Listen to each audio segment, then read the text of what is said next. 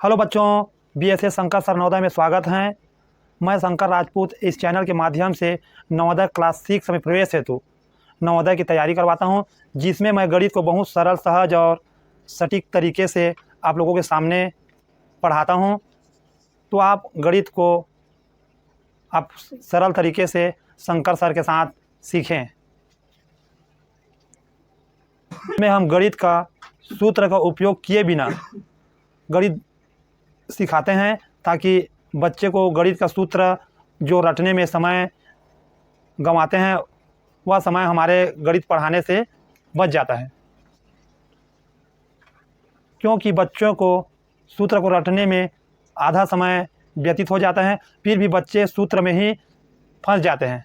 इसलिए हम अधिकांशतः सूत्र का उपयोग नहीं करेंगे।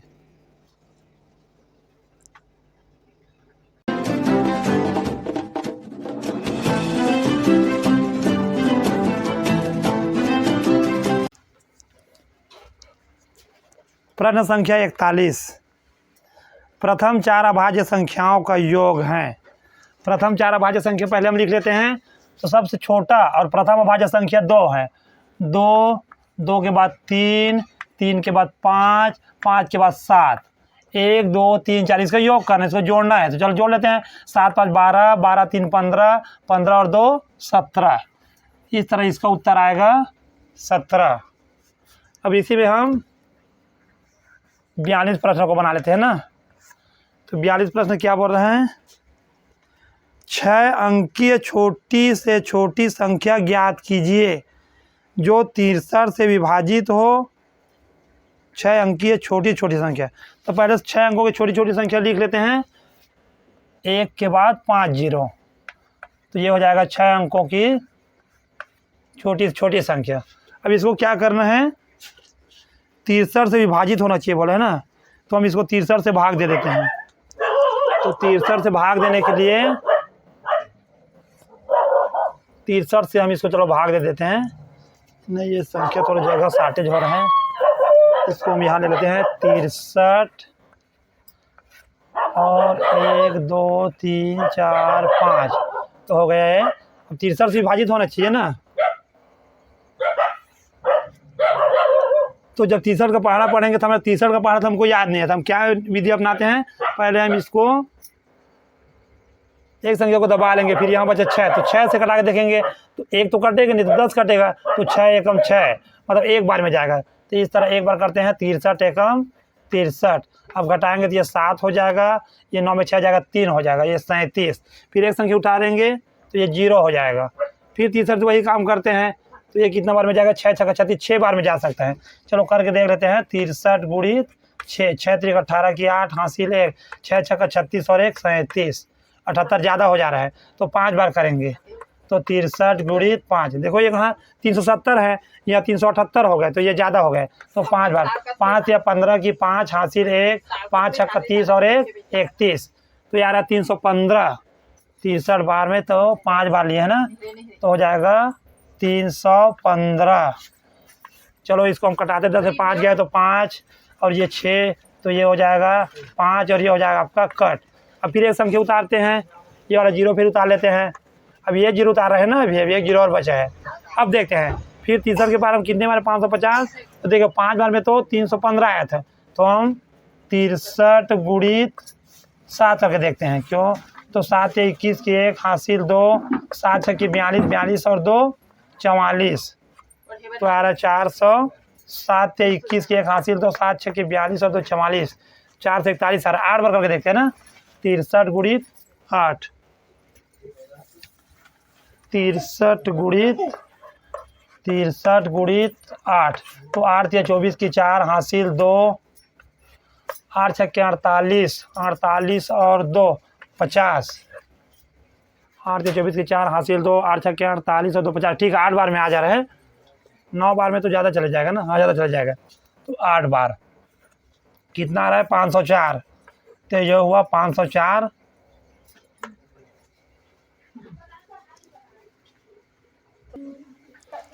तो यहाँ घटाने पर आएगा 10 में से 4 गए तो 6। अब ये 4 हो जाएगा तो 4 की 4, ये हो जाएगा आपका कट। अब लास्ट 0 बचा था उसको उतार लेते हैं यहाँ। तो ये हो जाएगा आपका 460। अब देखते हैं तीसरा में कितने बार में जाता है, तो वही काम करेंगे फिर। तो ये नहीं जा रहा था, इसको देखेंगे तो 6 छक्का 36, 6 7 42, 7 बार में जा सकता है लगभग। देख लेते हैं 63 गुड़ी 7, तो हो जाएगा 7 के 21 की 1 हासिल 2, 7 छक्के 42, 42 और 2 44, तो 441। ठीक है, तो चलो कर देते हैं 7 बार में। आपका आया 441। 10 में से 10 हो जाएगा ना, हासिल 1 लेके, तो 10 में से 1 गए तो 9, और ये हासिल दिया 5, 5 में 4 गए तो 1, ये हो जाएगा कट। इस तरह यहाँ शेष क्या बचा अपने पास, शेष बचा 19। अब इसी 19 को हम क्या करेंगे, जिस संख्या से भाग दे रहे हैं उसमें लेके घटा देंगे। तो यहाँ 63 था, तो 63 में हम 19 को घटा देते हैं, तो ये हो जाता है आपका 13 में 9 गए तो 4, और ये 5 में 1 गए तो 4, 44 हो जाएगा। तो ये 44 को फिर हम जो माने थे 6 अंकों की छोटी छोटी संख्या उसमें लेके जोड़ देंगे, तो ये हो जाते हैं 1 1 0 2 3 4 5, तो कितना हमारा आया था 44, तो 44 को जोड़ देंगे इसमें। इसका विधि यही है, ये हो जाएगा आपका 10 4 4 0 0 0 और 1। इस तरह इसका उत्तर आ जाएगा, इकाई दाई सैकड़ा हज़ार 10 हज़ार लाख 1,44,000, यही इसका उत्तर होगा। जो ऑप्शन नंबर कौन सा है, ऑप्शन नंबर है 3 0 बीच में 44, सी ऑप्शन में है, ये सी ऑप्शन में है। इसमें क्या करते हैं, भाग देते, जो शेष आता है उसको जिस संख्या से भाग दिए रहते हैं उसी में लेके घटा देते हैं, जो बचता है उसको इसमें लेके जोड़ देते हैं।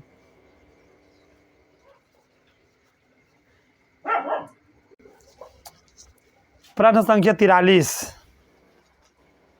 3 सही 3/4 गुणित 4 सही 5/6 धन क्या होगा, बराबर 23 सही 3/4। चलो इसको हल करते हैं।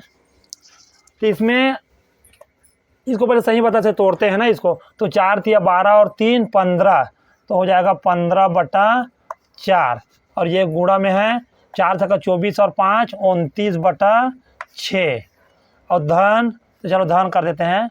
और ये क्या होगा, यहाँ पर क्या होगा, तो चलो हम इसको 1 मान लेते हैं ना, यहाँ क्या होगा बोल रहे हैं, तो अभी क्या को हम यहाँ 1 से लेके चलते हैं, 100 होगा समझो। इसका मतलब ये हो रहा है कि हम इसका और इसका गुणा करेंगे, 15/4 गुणित 29/6 का अगर गुणा करते हैं फिर इसका जो उत्तर आता है, क्योंकि बोर्ड मास के नियम में पहले हम गुणा को हल करेंगे, उसके बाद यहाँ धन, इसको जोड़ेंगे, यहाँ पर जो संख्या है उसको जोड़ेंगे, तो 23 सही 3/4 आना चाहिए, तभी तो बराबर होगा ना। इस बार भी 23 सही 3/4 होना चाहिए, और बराबर के उस बार भी 23 सही 3/4 होना चाहिए। तो चलो हम लाते हैं क्या आता है देखते हैं। तो इसका भी सही बटा तोड़ लेते हैं, तो हो जाएगा 23 चौक 92 और 3 95/4 हो जाएगा, ये 95/4। तो हम इस बार को पहले हल करते हैं। तो सबसे पहले तो हम गुणा का हल करेंगे, तो पहले हम छोटा कर लेते हैं ना, अगर गुणा का चिन्ह लगाए बीच में तो आप इसको कटा फिटा के छोटा कर सकते हो। अगर कट जाता है तो कहीं इस कोने से इस कोने, या इस कोने से इस कोने, या बटे में जहाँ कटता है वहाँ आप काट सकते हो। चलो हम इसको पहले काट देते हैं। तो ये हुआ 3 पंचे 15 और ये हुआ 3 दूनी 6। अब कोई नहीं कटेगा ना, तो जो बचा उसको हम गुणा कर लेते हैं। तो ये 29 पंचे 9 पंचे 45 की 5 हो जाएगा, और उसके बाद 4 बचा तो 5 14 145 हो जाएगा। 145 बटे में क्या होगा 4 दूनी 8, ये भी दोनों का गुणा करेंगे ना, क्योंकि बीच में गुणा का संबंध है, ये दोनों का गुणा किया, इसका गुणा नीचे में हो जाएगा। तो ये हो जाएगा 4 दूनी 8, और यहाँ धन 1 है तो 1 से ले लेते हैं, बराबर में 95/4 तो है ही यहाँ, तो यह 95/4। अब क्या करेंगे, हमको मान क्या चीज़ का निकाला, 100 का, 100 का ही मान तो पूछा है ना, ये यहाँ पर हम इसी को 100 माने हैं, तो हम 100 को बराबर में कर लेते हैं। बहुत सरल सिस्टम होता है, जो पूछा रहता है उसको 100 उसको हम बराबर कर लेंगे। तो यहाँ 100 है, तो ये हुआ आपका 100 बराबर। तो जब 100 बराबर किए तो हम इस बार आ जाएंगे पहले, तो ये हुआ 95/4। अब ये क्या चीज़ में है, धन के संबंध में ना, तो इस बार ऋण के संबंध में आ जाएगा। बहुत सरल चीज़ होता है। तो ये 145/8 हो जाएगा। थोड़ा सवाल कंफ्यूजिंग है लेकिन अच्छा सवाल है। तो देखो अब इसका क्या करेंगे, बीच में ऋण का चिन्ह लगा है, अगर ऋण या तो फिर जोड़ना का चिन्ह लगे तो उसका हम एलसीएम निकालते हैं। तो चलो 100 बराबर कर लेते हैं यहाँ। तो ये हो जाएगा आपका बड़ा बड़ा होगा ना एलसीएम, क्योंकि 4 के पहाड़ा में 8 आता है तो यही एलसीएम हो जाता है। बार बार एलसीएम निकालना नहीं पड़ता है, इसमें कुछ लॉजिक होता है जिसको आपको समझना पड़ेगा। क्योंकि 8 4 के पहाड़े में आता तो यही एलसीएम हो जाएगा। अगर नहीं आता तो हम 8 का पहाड़ा बनाते तो कितने बार में आ रहा है, 4 दूनी 8, 2 बार में, तो यहाँ 2 का गुणा। यहाँ से देखो कितने बार में 1 कट जा रहा है, 1 बार में, तो यहाँ पर 1 का गुणा। अब 95 दूनी 2 5 10 की 0 हासिल 1 और 9 दूनी 18 और 1 19, 190 हो जाएगा। अब यहाँ जो चिन्ह है चिन्ह लगा दो तो ऋण है। फिर अब इसको देखते हैं तो 1 कम मारे हैं तो 145 ही हो जाएगा। इस तरह ये हुआ। चलो हम इधर बना लेते हैं बाकी को। अब 190 ऋण 145, तो 100 तो कट जाएगा, क्या बचा 90 और 45, तो घटाएंगे क्या आएगा, 45 आएगा। तो ये हो जाएगा आपका 100 बराबर 45/8 हो जाएगा। अब देखो 45/8 हो गया, तो हम इसको सही बटा में लाते हैं ना, क्योंकि हमारा ऑप्शन सही बटा में है। तो कितने बार में जाएगा, ये जाएगा आपका 8 5 40, 5 यहाँ 5 फिर बच रहा है तो 5 और ये 8। इस तरह इसका आंसर आ जाएगा। कौन सा ऑप्शन में है ये आपका ऑप्शन नंबर लास्ट में ना, डी में है, डी में है ये। तो देखो मेरे कहने का मतलब ये था कि अगर हम 5 सही 5/8 अगर हम यहाँ पर रखते हैं, क्योंकि इतना गुणित इतना धन 5 सही 5/8, तो हम अगर इसको अगर हम हल करते हैं तो यहाँ पर भी 23 सही 3/4 आएगा। आप हल करके देख लेना, मैं हल करके देख लिया हूँ, वीडियो लंबा हो जाएगा, एक एक चीज़ को अगर बताता रहूँगा। तो इसको अगर आप पहले गुणा को हल करना, फिर जो उत्तर आएगा उसको ये 5 सही 5/5 के साथ जोड़ देना उसको, तो फिर उसका उत्तर 23 सही 3/4 आ जाएगा।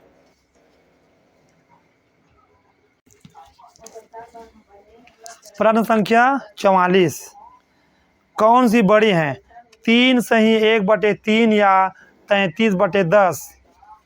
चलो इसमें देखते हैं कौन बड़ी है। तो सबसे पहले इसमें हम क्या काम करेंगे, इसमें हम सही बटा को पहले तोड़ते हैं, इसका सही बटा को भिन्न के रूप में लाते हैं। तो 3 3 9 और 1 10/3 हो जाएगा। और या तो या लिख देते हैं, क्योंकि 2 भाग में इसको हल करके देखना है कौन बड़ा है। तो ये तो यही का यही रहेगा ना। तो ये 33/10, ये तो बटा में है। अब चलो दशमलव में बदलते हैं, तो इसको पहले भाग करेंगे 3 से, है ना। तो कितने बार में जाएगा ये 3 3 9, फिर क्या बचेगा यहाँ 1, तो फिर दशमलव लगाएंगे तो यहाँ 0 लगाएंगे, फिर ये 10 हो जाएगा, फिर 3 3 9, फिर 1 बचेगा, फिर वही 3 3 9, 3 बार जाता जाएगा आगे, ठीक। तो इसका आया 3.33 आ जाएगा। अब इसका देखते हैं इसका क्या आता है, तो यहाँ करके तो इसमें क्या है 1 0 है, तो अगर 10 में भाग देंगे तो क्या आएगा, ये हो जाएगा आपका 1 0, तो 1 अंक के बाद दशमलव, तो हो जाएगा 3.3 बस हो जाएगा ये। चलो हम इसको आपको भाग करके दिखा देते हैं 33 को 10 से। तो ये हो जाएगा आपका 10 10 3 30, 3 बार में जाएगा, ये तो नहीं कटेगा ना, छोटा हो जाएगा, तो 3 बार में, तो 10 3 30। अब उसके बाद ये कट और ये 3 उतरेगा, अब दशमलव लगाएंगे तब यहाँ 0 लगाएंगे, तो हो जाएगा 10 3 30 हो जाएगा। ये पूरा कट गया ना। अब देखो यही आपको समझना है, इसका उत्तर कितना आ रहा है 3.3 में पूरा कट जा रहा है। और ये क्या है, अभी ये आसान था, ये अभी और आगे जाएगा, 3 3 3 दिन इसका लाइन लग जाएगा, लेकिन ये यहीं तक जाएगा। तो इसमें हम अब या तो इसको हम बराबर मान सकते हैं, या तो फिर हम इसको ये अपना 10/3 नहीं 3 सही 1/3 को हम बड़ा मान सकते हैं। इसको मानेंगे ही 3 सही 1/3 को बड़ा मानेंगे, क्योंकि ये 3 3 हो गए, इसके आगे और जाएगा ये संख्या। तो हम इसको मानते हैं, कौन से ऑप्शन में है ये, पहला ऑप्शन में है ना, ये ए 3 सही 1/3 ए है ये। समझ आया ना, यहाँ क्या है, ये अभी नहीं कटेगा, ये आगे बढ़ते जाएगा। तो अगर हम 2 संख्या तक देखते हैं तो 3.3 तक ये आ रहा है, इसका उत्तर 3.3। तो ये तो 3.3 तो यहीं तक है, लेकिन और आगे 3 3 आ जा रहा है, तो ये बड़ा होगा ना, ये चाहे पॉइंट में क्यों ना बड़ा होगा, लेकिन बड़ा यही होगा। तो बड़ी संख्या पूछा है, इसमें बड़ी संख्या यही होगा, इसमें बराबर नहीं होगा ना इसमें। प्रश्न संख्या 45 प्रश्न में है 4 सही 2/3 प्राप्त करने के लिए 6 सही 2/9 को किस संख्या से विभाजित किया जाना चाहिए। तो इसमें हमें क्या प्राप्त करना है, 4 सही 2/3 प्राप्त करना है। तो इसमें संख्या और क्या क्या दिया है, 6 सही 2/9। इसको किस संख्या से भाग किया जाए बोल रहे हैं, तो यही का हम संख्या हमको प्राप्त करना है। यहाँ कौन सी संख्या रखें ताकि हम इसको भाग करें, ये संख्या को ये संख्या से भाग करें तो हमको इतना आना चाहिए। तो हम इसको ऑप्शन के द्वारा बनाएंगे। तो पहले सबसे पहला ऑप्शन क्या है इसमें, सबसे पहला ऑप्शन है इसमें क्या आपको हर विधि से बनाना आना चाहिए ना, कौन प्रश्न कैसे टिप बनेगा तो उसको आपको आना चाहिए। तो हम इसको ऑप्शन के द्वारा बनाएंगे, इसको हम ऑप्शन द्वारा सरल हो जाता है ये। तो पहला ऑप्शन इसमें 1 है, तो हम यहाँ पर 1 रख के देखते हैं ना, हम इसी हिस्सा को हल करेंगे ना, इतना हमको लाना है बस, यही और कुछ नहीं है इसमें। तो चलो करते हैं। तो ये हो जाएगा, यहाँ हम यहाँ 1 रखेंगे ना, अभी हम यहाँ 1 रखेंगे, चलो 1 रख देते हैं खाली जगह में। तो हल करके देख रहे हैं तो क्या हो जाएगा, 9 छक्का 54 और 2 56, 56 बटे में 9 हो जाएगा। और ये भागित है, या कुछ नहीं, मतलब हम बटे रख सकते हैं ना, 1 रख सकते हैं। तो 1 बटे 1 हुआ। तो इसको अगर हम बढ़ा देंगे तो क्या होगा, गुणा में हो जाएगा। तो ये संख्या पलटेगा, लेकिन दोनों तो एक ही एक है, तो इससे कोई मतलब ही नहीं होगा। तो 1 1 इसका हल क्या आएगा, गुणा करेंगे तो 56 एकम 56 और बटा 9 एकम 9, इतना आ गए। तो अभी अगर इसको हम सही बटे में तोड़ते हैं तो क्या हो जाएगा, 9 छक्का 54 और 1 बचेगा 9 आएगा। तो इतना तो यहाँ नहीं दिया है ना, तो ये हमारा पहला ऑप्शन गलत है। अब दूसरा ऑप्शन में देखते हैं। तो दूसरा ऑप्शन में क्या दिया है इसमें, फिर इसको लिखेंगे ना, इसका मान यही आएगा ना, इसको हम लिख लेते हैं 56 बटे 9 ही आएगा। ये करेंगे तो इसको सही पता तोड़ेंगे तो इसमें हम फिर भाग किसका करेंगे, देख लेते क्या संख्या दिया है आगे दूसरा ऑप्शन में। दूसरा ऑप्शन में दिया इसमें 2/3 दिया है, तो 2/3 से भाग कर देंगे। ठीक, ये यही संख्या है ना, इसको हम सही पता तोड़ के लिखे हैं। तो अब ये पहला का था, पहला ऑप्शन का ए लिखा है ना, तो ए का था, और ये बी से ले रहे हैं। अब देखते हैं इसमें क्या था। अब इसका हम सही बटा तो तोड़ दिए हैं, तो अब इसको हम गुणा में बदल देंगे, तो हो जाएगा 56 बटा 9। अब ये भाग गुणा में रहता है तो क्या होता है, संख्या पलट जाता है, ऊपर का नीचे, नीचे का ऊपर हो जाता है, तो 3/2 हो जाएगा। चलो इसको कटाते हैं, तो ये हो जाएगा 3 तिया 9। अब ये 2 दूनी 4 और ये 2 अट्ठे 16, तो कितना आया यहाँ 28 बटा 3 आया। अब इसका भी सही बटा में देखते हैं, क्योंकि हमको इतना लाना है ना, ये संख्या हमको लाना है। प्रश्न ने बोला कि ये संख्या कौन से ऑप्शन को रखें, तब आए ऐसे बोल रहे हैं। तो हो जाएगा 3 सत्ते की 3 अट्ठे 24, 3 निया 27, और यहाँ 1 बचा तो 1/3। देखो ये भी नहीं आया ना, यहाँ 9 से 1/3 आ रहा है इसको रखने पर, तो ये भी आपका गलत हो जाएगा, दूसरा ऑप्शन भी गलत है। अब तीसरा ऑप्शन रख के देखते हैं, सी वाला। तो इसको हम फिर वही लिखेंगे ना, 56 है। ये 56 को बार बार क्यों लिख रहे हैं, क्योंकि ये इसके साथ हमको भाग करना पड़ रहा है। एक बार 1 को लिए, एक बार हम लिए यहाँ किसको लिए हैं, 2/3 को लिए हैं, फिर भी नहीं आया। अब तीसरा किसको लेंगे, देखते हैं तीसरा कौन है। तीसरा ऑप्शन में क्या दिया है, 1 सही 1/3 दिया है, 1 सही 1/3। तो ये क्या हो जाएगा, 56 की 56 हो जाएगा, और बटे में 9 हो जाएगा। और ये भाग की भाग अभी सही बात तोड़ते हैं ना, एक समय में एक काम करेंगे।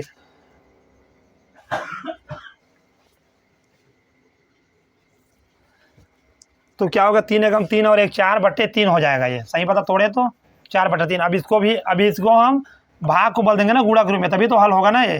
तो हो जाएगा 56 बटा 9 गुणा 3/4 हो जाएगा जब गुणा किए तो। अब चलो कटाते हैं, तो ये आ जाएगा 3 तिया 9, और ये हो जाएगा 4 एकम 4 और 1 बचेगा, तो 4 चौक 16।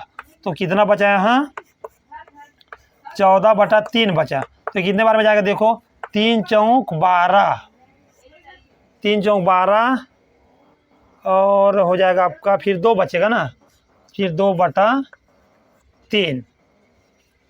हाँ देखो आ गए, ये आ गए 4 सही 2/3। मतलब हम यहाँ खाली स्थान जगह में कौन सा संख्या रख सकते हैं, ये सबको हम मिटा देते हैं। यहाँ हम रख सकते हैं, जो ऐसे चिन्ह दिया था ना प्रश्नवाचक का चिन्ह, क्या रखें बोल के, तो वहाँ हम रख सकते हैं खाली स्थान में रख सकते हैं 1 सही 1/3 रख सकते हैं। तब हम अगर इसको हल करें तो हमको ये संख्या प्राप्त हो जाएगा। तो आपको ऑप्शन के द्वारा ऐसे करना आना चाहिए ना, आपको निकालना आना चाहिए ऑप्शन को रख के। तो इसका उत्तर यही हो जाएगा, जो कौन से प्रश्न तीसरा में है ना, सी में है। सरल है, बस सिस्टम आपको आना चाहिए, एक दो बार बनाओगे समझ आ जाएगा। बारी बारी रख रख के देखें। भाग तो किए है ना हमको, हम आपको भिन्न का गुणा भाग जोड़ना घटाना सब सिखा दिए हैं, तो ये हम रख रख के तीनों ऑप्शन को बारी बारी से भाग बस किए हैं। तो ये एक समय ऐसा है कि तीसरा ऑप्शन में ये हमको ये संख्या मिल गया, तो हमको पता चला कि यही इसी संख्या से अगर भाग देते हैं तो हमको 4 से 2/3 मिल जाएगा। बस यही है। प्रश्न संख्या 46, 1 से 100 की अभाज्य संख्याओं की संख्या है, 1 से 100 तक ना, तो ये तो सरल है ना। 1 से 15 तक नहीं, 1 से 50 तक 15 और 50 से 100 तक 10 है, तो कुल मिला के कितना अभाज्य संख्या 25 है। 25 अभाज्य संख्या कुल मिला के। तो देख लेते हैं कौन से ऑप्शन में है 25। इसमें 25 दिया है, बी में दिया है ना। अभाज्य संख्या आपको याद कर लेना चाहिए। अभाज्य संख्या बहुत जरूरी, मैं बार बार बोल रहा हूँ कि अभाज्य संख्या कई जगह आपका इसका उपयोग होता है। जैसे कि हम ल से निकालते हैं, म से निकालते हैं, तो पहले ही अभाज्य संख्या से ही निकालते हैं। छोटी अभाज्य संख्या 2 से चालू करते हैं, कई जगह इसका उपयोग होता है। तो अभाज्य संख्या 25 बस है। जब आपको 1000 2000 तक गिनती याद हो सकता है, तो 25 अभाज्य संख्या क्यों नहीं याद हो सकेगा। बस आपको 2-4 बार रटना पड़ेगा उसको। तो और अभाज्य संख्या की पहचान ही है कि वो अपने आप में करता है और 1 से करता है बस। और अगला है इसका 47। 47 में हम देखते हैं क्या बोल रहा है। तो 47 है, संख्या 36 के सभी गुणनखंडों का योगफल क्या होगा। 36 का गुणनखंड करते हैं पहले, तो हम इसको गोला में ले लेते हैं और देखते हैं किसी गुणनखंड मतलब ये किसके किसके द्वारा ये कर सकता है, या किसके किसके पहाड़े में 36 आता है, ये होता है। तो 1 के पहाड़े में 36 आता है, 2 के पहाड़े में आता है, 3 के पहाड़े में आता है, 4 के पहाड़े में आता है, 4 4 32, 4 36, 9 36 ठीक है, आ जाता है 4 के पहाड़े में। फिर 6 के पहाड़े में आएगा 6 छक्का 36, उसके बाद 8 3 24 8 चौक 32 8 5 नहीं आएगा, 9 के पहाड़े में आएगा 9 चौक 36, उसके बाद 12 के पहाड़े में आएगा 12 3 36, उसके बाद 18 दूनी 36, उसके बाद 36 एकम 36। देखो इस तरह इसका योगफल करने के लिए बोला है क्या, इसका योगफल करना है ना, जोड़ना है सबको ना। तो चलो जोड़ लेते हैं। तो हम कैसे जोड़े इसको, पहले 6 36 6 हो जाएगा, मैं लिख देता हूँ ना, कन्फ्यूज हो जाऊँगा मैं भी इसमें। 1 2 धन 3 धन 4 धन 6 धन 9 धन 12 धन 18 धन 36, 1 2 3 4 5 6 7 8 9, 1 2 3 4 5 6 7 8 9। देखो इसमें कई प्रकार का प्रश्न बन सकता है ना। इसमें ऐसा भी पूछ सकता है था कि 36 के गुणनखंडों की संख्या बताओ, तो इसमें हम यही बोल देते इसको गिन के 1 2 3 4 5 और 5 4 9 9 है ऐसे बोल के। तो इसमें लेकिन योग बोला है, तो इसको योग करना जोड़ना पड़ेगा। तो चलो जोड़ते ही इकाई होंगे पहले। तो 8 6 14 15 16 16 16 और 10 26 और 25 और 6 31 35 35 और 3 38 38 39 40 और 1 41 41 की हो जाएगा 1 हासिल 4। तो 4 और 3 7 8 8 और 1 9, 91 आ रहा है भैया। 91 आ रहा है कि ऑप्शन में 91, हाँ है, पहला ए ऑप्शन में ही है। चलो आ गए, ए ऑप्शन में है ना। अगर आप सवाल नियम से बनाओगे तो आपको उत्तर आ ही जाएगा। अगर नियम बस आपको मालूम होना चाहिए सब कैसे कैसे होता है।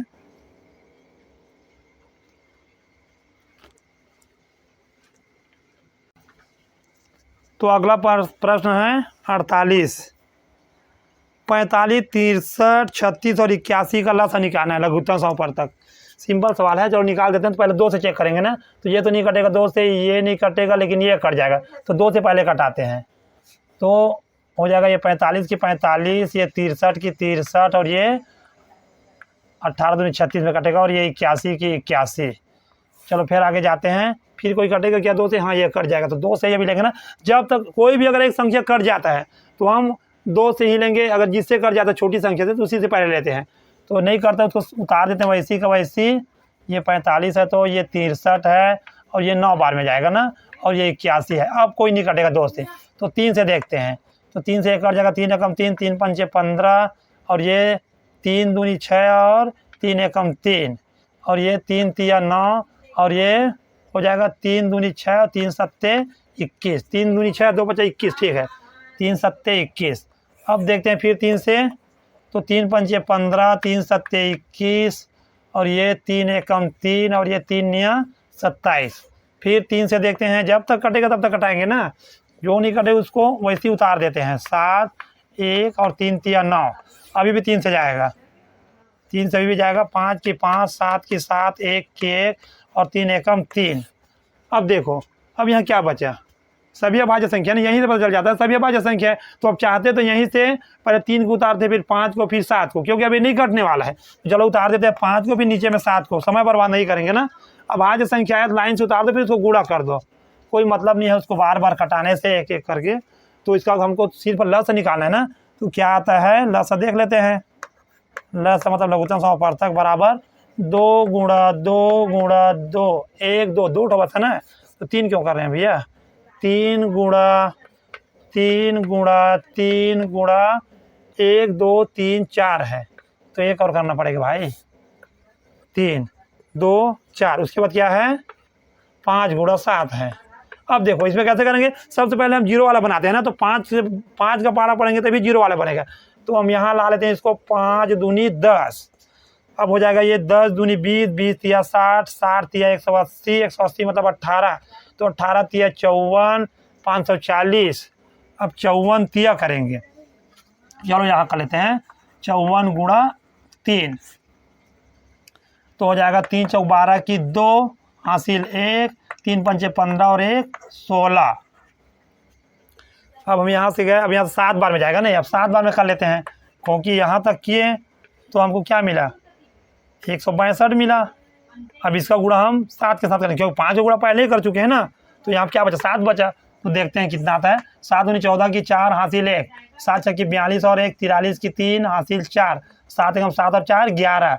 तो हमारा उत्तर आ जा रहा है ल से बराबर,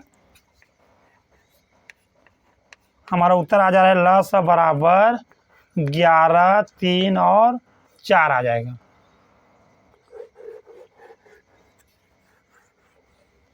जो कि ऑप्शन नंबर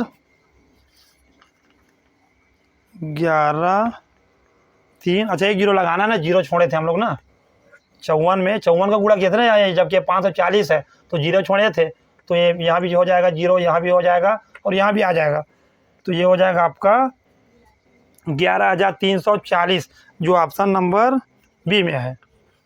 ध्यान रखना पड़ता है भैया, कभी कभी कंफ्यूज हो जाता है। हम लोग पढ़ा पढ़ते आए थे तो 54 हुआ था, तो हम एक जीरो को छोड़ दिए थे, तो उसको लगाना पड़ेगा।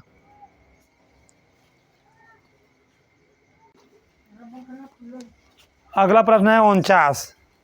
तो 49 में क्या बोल रहे हैं, इसमें है एक स्टेशनरी की दुकान सुबह 9:30 बजे खुलती है और रात 8 बजे बंद हो जाती है, तो दुकान कितनी देर तक खुली रहती है। तो इसको बताने तो सिंपल भी बन जाएगा, लेकिन हम आपको सवाल कैसे बनाना उस तरीके से बताते हैं। पहले कितना बजे खुलता है, सुबह 9:30 और रात को 8 बजे बंद हो जाते हैं। तो पहले हम इसको सबसे पहले काम करते हैं, इसको हम 10 बजे देते हैं। तो इसमें क्या जोड़ेंगे, 10 बजेगा ये, इसमें हम 30 जोड़ देते हैं, तब ये बच जाएगा 10।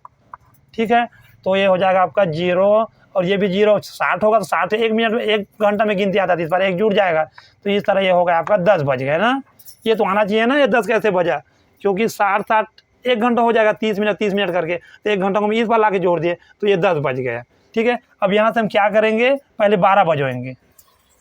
तो यहाँ हम 12 अगर बजोते हैं, 12 बज गए हैं। ठीक है, तो कितना घंटा हुआ यहाँ से यहाँ तक, 10 2 12 2 घंटा हुआ ना। 2 घंटा तो यहाँ हुआ, लेकिन 2 घंटा लिखते हैं, चलो साफ साफ लिख देते हैं इसके, 2 घंटा और मिनट कितना 30 मिनट, क्योंकि हम यहाँ 30 मिनट छोड़े थे, 10 से लेना चालू किए हैं, क्योंकि 9:30 से चालू हुआ था ना, सुबह 9:30 बजे वो दुकान खोलना चालू किया था, तो यहाँ 30 मिनट छोड़े थे ना, तो 30 मिनट को हम यहाँ ले लेते हैं, तो 2 घंटा 30 मिनट हुआ 12 बजे तक ना। अब 12 बजे के बाद कितना, 8 घंटा और हो जाएगा, 12 से 8 जोड़ के तो 8 घंटा होगा नहीं, तो चलो लिख देते हैं 8 घंटा यहाँ हुआ, 8 घंटा और यहाँ हुआ था 2 घंटा 30 मिनट, तो 2 घंटा 30 मिनट, तो ये हुआ 0 के 0, 3 की 3 और ये हो जाए आपका 8 2 10। इस तरह क्या पूछा है इसमें, दुकान कितनी देर तक खुली रहती है, तो 10 घंटा 30 मिनट तक। यही इसका उत्तर आ जाएगा। 10 घंटा ऑप्शन में दिया है 10 घंटा 30 मिनट किस तरह दिया है इसमें, 10 घंटे 30 मिनट दिया, ठीक है। तो लिख देते हैं 10 घंटे 30 मिनट। देखो ये सवाल तो आपका सिंपल है, जो ऑप्शन नंबर डी में है, ठीक है। जो शुरू हो उसको लिख लिए, जो ख़त्म हो उसको लिख लिए। तो 9:30 बजे शुरू होता है, तो 9:30 में तो सवाल हम जोड़ते नहीं बनेगा, तो इसको हम 10 बजा लिए, तो 10 से 2 12, ठीक है। हम 30 तो यहाँ छोड़े थे ना, 30 को यहाँ जोड़ लिए, तो 2 घंटा 30 मिनट यहाँ तक हो गए 12 बजे तक, और 12 बजे के बाद 8 घंटा ये हो गए, तो दोनों को जोड़ लिए तो 10 घंटा 30 मिनट हो गए। अब इसको हम सिंपल ही बना सकते थे 9:30, तो यहाँ 2.5 घंटा इधर हो गए, और आपके 12 से 8 बजे तक 8 घंटा ये हो गया। ऐसे भी जोड़ लेते हैं ना इसमें जोड़ने वाले, लेकिन आप गणित के भाषा में जोड़ो तो गलती नहीं होता है।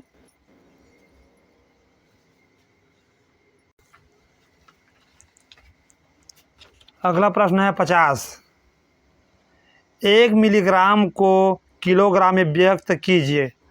तो हम ये प्रश्न को बनाने के पहले थोड़ा समझते हैं इसके बारे में, मापन की इकाइयों के बारे में। जैसे कि देखो यहाँ दिया है किलोमीटर, किलोमीटर में लो या ग्राम में लो, या ग्राम में लिखा हूँ मैं इसको, किलोग्राम, हेक्टोग्राम, डेकाग्राम, ग्राम, डेसीग्राम, सेंटीग्राम, मिलीग्राम, ठीक है। ये क्या होता है, जब हम किलोग्राम से इधर से जब इधर को ओर जाते हैं, इधर से हम ऐसे जाते हैं कोई भी संख्या से, मतलब ये बड़ा होता है ना, अगर हम बड़े से ना, आप समझ सकते हैं, इसको समझने के लिए आपको लिखना पड़ेगा, बड़े से छोटे की ओर जाते हैं, बड़े से छोटे की ओर अगर जाते हैं तो क्या होता है, इसमें 10-10 का गुणा होते जाता है। जैसे कि अगर मान लो यहाँ पर अगर किलोग्राम में 1 किलोग्राम दिया है, 1 किलोग्राम दिया है, और इसको हमको हेक्टोग्राम में बदलना है, तो इसमें क्या करना है, सिर्फ 10 का गुणा बस करना है, इसमें गुणा हो जाएगा ना, तो इसमें बराबर गुणा हो जाता है, बड़े से छोटे की ओर जाते हैं तो गुणा हो जाता है। इसको बस समझना है आपको ना, अगर बड़े से छोटे की ओर जाते हैं तो गुणा होता है। ऐसे उसमें भी होता है, समय वाले में ऐसे होता है, समय को बदलने में, और अगर हम समय को बदलते थे तो होता है, और ये मापन वाले में भी वैसे ही होता है सब। तो 1 किलोग्राम बराबर कितना हेक्टोग्राम होगा, तो इसमें 10 का गुणा बस हो जाएगा। सभी से किसी भी खंड से लोग ना 10 का गुणा, मतलब 1 जीरो मतलब बढ़ता है बस, तो क्या हो जाएगा, ये हो जाएगा आपका 10 एकम 10 हेक्टोग्राम हो जाएगा, हेक्टोग्राम हो जाएगा। और अगर हम 1 किलोग्राम को अगर हम ग्राम में बदलते हैं, सीधा देखते हैं, तो 1 किलोग्राम को अगर हम, किलोग्राम अंग्रेजी में लिख दिया, सॉरी उसके लिए, चलो इस बार हिंदी में लिख देता हूँ। 1 किलोग्राम को हमको किस में बदलना है, 1 किलोग्राम को ग्राम में बदलना है। ग्राम ये मापन है ना, तो इसको हम ग्राम भी ले सकते हैं, लीटर भी ले सकते हैं, मीटर भी ले सकते हैं, इसी के आधार में ये सब भी बनता है। अगर हम यहाँ अगर लीटर लेते हैं तो 1 किलो लीटर हो जाएगा, ये हेक्टो लीटर हो जाएगा, ये डेका लीटर हो जाएगा। अगर हम इसको अगर मीटर में लेते हैं तो ये क्या हो जाएगा, kilometre, hectometre, deca metre, metre, decimetre, centimetre, millimetre, इस तरह होता है।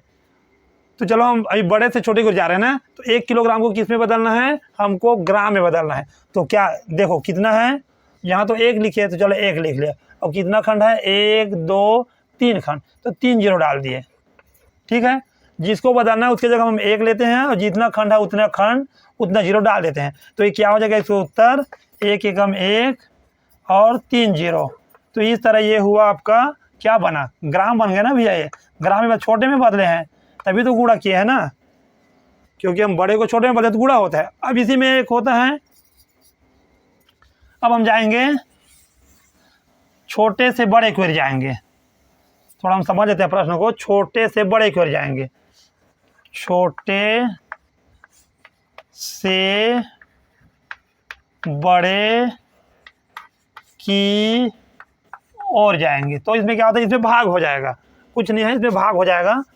तो हम इसको इधर तीर लगा देते हैं ना, क्योंकि हम उधर से इधर आ रहे हैं, तो बराबर इसमें भाग हो जाएगा। तो चलो देखते हैं कैसे होता है। जैसे कि हमको, तो अब हम छोटे से बड़े की ओर जाते हैं। जैसे कि हम लेते हैं एक उदाहरण के लिए, 1 मिलीग्राम को हम सेंटीग्राम में बदलते हैं, तो हम लेते हैं 1 मिलीग्राम। 1 मिलीग्राम को 1 मिलीग्राम बराबर कितना सेंटीग्राम, या मैं हाफ हाफ में लिखा ना, डे से डेसी हो गया, से सेंटी हो गया, इस तरह है ये सेंटीग्राम होगा, सेंटीग्राम होगा। 1 मिलीग्राम बराबर कितना सेंटीग्राम होगा, चलो लिख देता हूँ कितना सेंटीग्राम होगा। तो क्या हो गया 1 मिलीग्राम, तो हम क्या होता है इसमें छोटे से बड़े को ज़्यादा ना तो इसमें भाग होता है, तो हम या 1 की जगह हम 1 लिख देते हैं, और उसके बाद कितने खंड हैं, 1 के बाद 1 खंड है, तो इसमें हमारा 10 का भाग हो जाएगा। 1 की जगह हमें 1 लिखे और उसके बाद 1 खंड है तो 1 जीरो डाल दिए, इस तरह होता है इसमें। अगर हम इसको दशमलव में उत्तर लाएंगे तो ये हो जाएगा 0.1 आ जाएगा। इसी तरह हम थोड़ा बड़े संख्या ले लेते हैं ना इसमें। अब एक बड़े संख्या लेके देखते हैं, अगर हम बुलाते हैं कहीं ग्राम को बुलाते हैं, जैसे कि यहाँ हम ले लिए 1 ग्राम बराबर, या फिर कुछ भी ले लो, 2 ग्राम ले लो, चलो 2 ग्राम ले लेते हैं। 2 ग्राम बराबर कितना किलोग्राम, क्योंकि हम छोटे को बड़े में किलोग्राम बोल रहे हैं ना, चेंज कर रहे हैं, चेंज करना आना चाहिए भी आपको। हम चैप्टर पढ़ेंगे तो इसका बहुत उपयोग होता है, इसी में बच्चे फंसते हैं। अब ये सवाल तीसरी चौथी पाँचवीं में आया था अभी अर्धवार्षिक परीक्षा में, तो मैं देखा हूँ तो सभी बच्चे इसी में ही फंसे थे। तो हम आपको चेंज करना सिखाते हैं, जैसे कि हम छोटे से बड़े को जा रहे हैं, जैसे कि हमको 2 किलोग्राम को, हमको 2 ग्राम को, या हम 2 ले रहे हैं तो 2 ग्राम को हमको किलोग्राम में कैसे बदलने हैं, तो 2 ग्राम तो 2 लिखे हम, क्योंकि हम छोटे से बड़े को जा रहे तो भाग होगा, तो हम 2 के जगह में 2 लिख लिए ना ऊपर में। अब किस में बदलेंगे इसको, ग्राम को हम किलोग्राम बदल रहे हैं, तो हम यहाँ 2 लेते हैं, कितने खंड है उसके बाद 2 की जगह में तो 1 ले लिया है ना, चलो ठीक है। हमको ग्राम को बदलना है किलोग्राम में, तो 1 2 3, तो यहाँ 3 जीरो डाल देंगे, 1 2 और ये 3।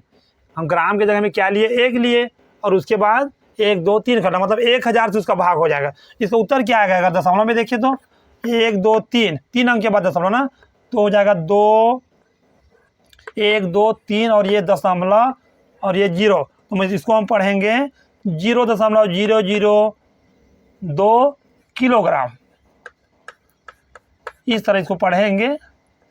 बहुत सरल होता है बदलने का तरीका, बस आपको तरीका मालूम होना चाहिए कि छोटे से बड़े को जा रहे भाग होता है और बड़े के छोटे और जा रहे हैं तो गुणा होता है।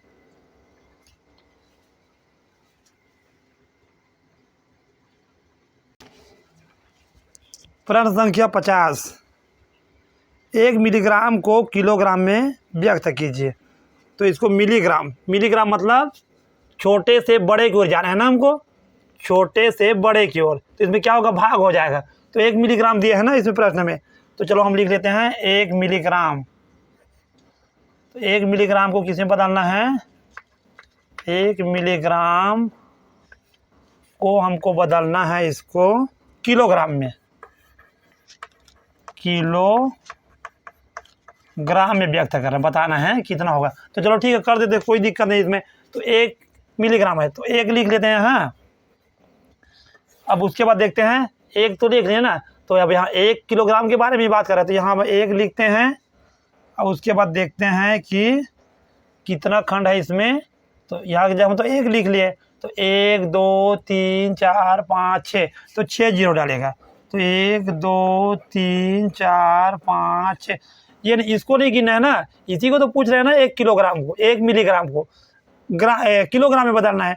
तो हम यहाँ से 1 लिख लिए और जितने खंड उतने जीरो डाल दिए, तो ये हो गया इस तरह। अब इसको हल करेंगे तो क्या आएगा, ऐसे ही दिया है कि इसका दशमलव में दिया है उत्तर, इसका उत्तर तो इसी में दिया है ना, तो यही हो जाएगा। चलो हम इसको बीच में लिख लेते हैं 1 को, फिर देख लेते हैं इसमें कुछ नहीं रखा है, फिर मतलब कौन से ऑप्शन में है ये उत्तर, कितना जीरो है, 6 3 और 3 6 जीरो, 6 जीरो वाला देखो, ये सी ऑप्शन में है ना, सी ऑप्शन में है, ये सी ऑप्शन में दिया है। कुछ नहीं, अगर इसको तुमको याद करना बहुत जरूरी है ना, मैं बहुत पहले से इसको बोलते आ रहा हूँ, किलोग्राम हेक्टोग्राम डेकाग्राम ग्राम डेसीग्राम सेंटीग्राम मिलीग्राम, तो इसी का आधार में बनता है। तो हमको सबसे छोटा इसमें दिया है मिलीग्राम, मिलीग्राम को दिया है कि किलोग्राम सबसे बड़े में बदलना है, तो क्या होगा इसमें, जैसे कि हम पैसा को रुपया में बदलते हैं तो क्या होता है, उसी तरह ये भी है। तो मिलीग्राम बदलेंगे तो यहाँ से इसका दूरी यहाँ तक है, तो देखते हैं कितने खंड है इसमें, 1 2 3 4 5 6 7 करना है, लेकिन 1 मिलीग्राम को बोला, इसके जगह हम 1 ले लिए, उसके बाद जितना करना उतना जीरो डाल दिए, फिर इसको भाग कर दिए। अगर दशमलव में उत्तर आता तो फिर इसका अलग आता है, इसके इतने अंक के बाद दशमलव लगाते थे जितना जीरो है। तो इस तरह होता है सवाल, थोड़ा इसमें बच्चे फंसते हैं, लेकिन अगर आप प्रैक्टिस करोगे तो ये हो जाएगा। ये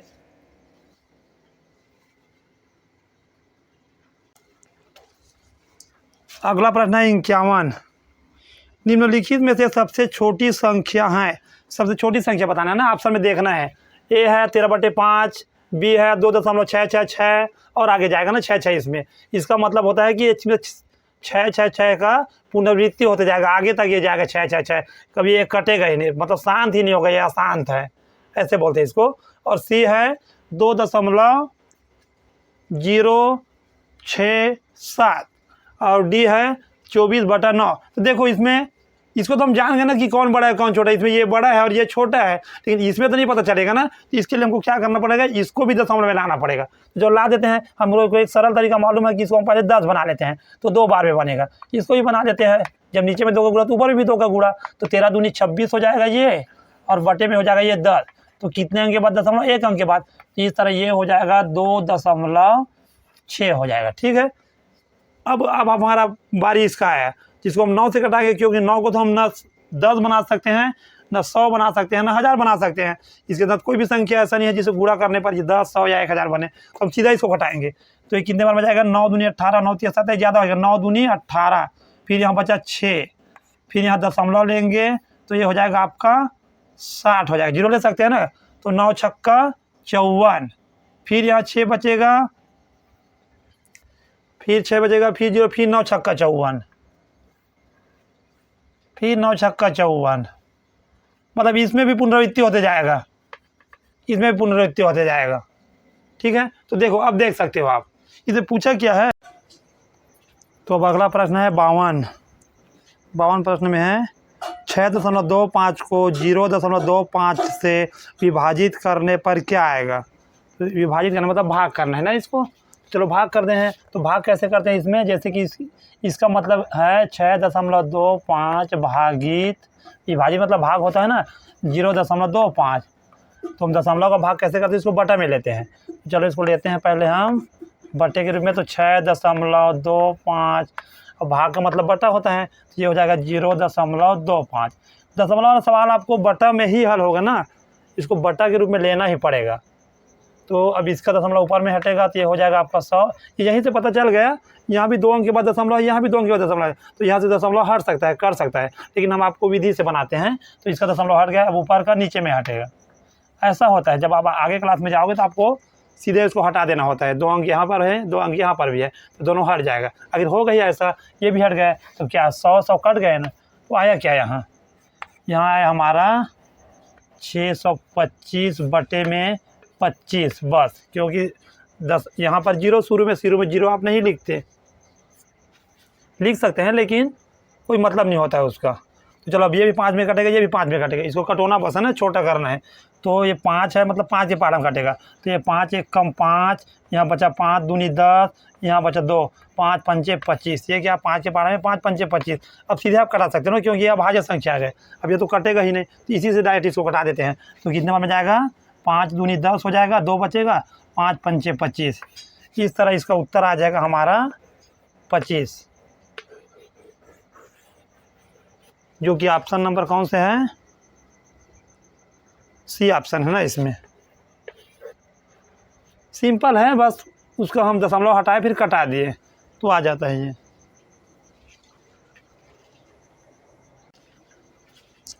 अगला प्रश्न है 53। एक बस की चाल 72 किलोमीटर प्रति घंटा है, 5 सेकेंड में बस कितनी दूरी तय करेगी। तो इसमें क्या क्या दिया है, इसमें दिया चाल बराबर 72 किलोमीटर प्रति घंटा, और इसमें समय दिया है 5 सेकेंड। दूरी ज्ञात करना है ना इसमें, चलो दूरी निकाल देते हैं। तो इसमें सबसे पहले हमको ध्यान देना होता है ना कि देखो इसमें चाल क्या दिया है, 72 किलोमीटर प्रति घंटा में दिया है, और समय क्या दिया है 5 सेकेंड में दिया है। तो ये दोनों का संबंध नहीं बन पाएगा। अगर हम सूत्र लगाते हैं दूरी का तो ये दोनों लगाने में हल नहीं होगा। इसको हमको दोनों को पहले, जैसे कि यहाँ किलोमीटर प्रति घंटा दिया है तो समय भी घंटा में होना चाहिए था, और या तो फिर ये सेकेंड में दिया है तो इसको हम चाल को चेंज करेंगे मीटर प्रति सेकेंड, मीटर प्रति सेकेंड में। किलोमीटर है तो इसको मीटर में कर देंगे तो मीटर प्रति सेकेंड हो जाएगा। इस तरह होता है ना, इसमें हमको चेंज करना पड़ता है। अगर देखो ये छोटे में दिया है तो यहाँ पर इसको बड़े में दिया है तो इसको भी आप छोटे में चेंज कर लो। तो ये कैसे पता चलता है किसको चेंज करना है? तो ऑप्शन के द्वारा पता चलता है ना। ऑप्शन में क्या दिया है? उत्तर में ऑप्शन में दिया है मीटर, मतलब छोटे में दिया है, तो इसको हमको छोटे में चेंज करना है। तो इसका नियम क्या होता है छोटे में चेंज करने के लिए? सिर्फ है इसमें अगर हम बड़े से छोटे बनाते हैं, जैसे कि हम बड़े को अगर छोटे बनाते हैं तो क्या होता है 5/18 का गुणा होता है। अब अगर हम छोटे को बड़े बनाते हैं, बताओ बड़ा वाला ऊपर में हो जाएगा 18/5, इस तरह होता है। अब सवाल बनाते जाओगे तो आपको समझ आ जाएगा जब हम ये चैप्टर पढ़ेंगे तो चलो इसमें हम 5/18 का गुणा कर देते हैं। तो कितने बार में जाएगा ये? 18 4 72, 4 बार में। तो क्या आया? इसको कट पीट के फिर यह 4 बचा है तो 4 पंचे 20 मीटर, छोटा बन गया ना क्योंकि छोटे से गुणा कर दिए इसको, प्रति सेकेंड। इस तरह हो गया। अब सूत्र लगा देते हैं। तो दूरी का सूत्र क्या होता है? दूरी बराबर चाल गुणा समय होता है। दूरी बराबर चाल गुणा समय, क्योंकि हम अगर जितना दूरी चलेंगे तो हमको चाल भी लगेगा, चलना भी पड़ेगा और समय भी लगेगा। ये इसको समझने का तरीका होता है सूत्र का।